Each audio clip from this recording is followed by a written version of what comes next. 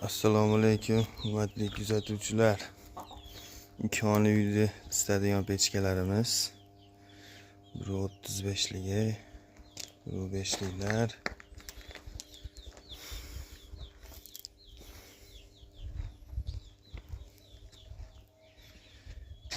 Turli materialdan bo'lgan. Asosiy joylari turlidan bo'ladi. Oldi orqasi, o'tiradigan joyi, tomi turli bo'ladi.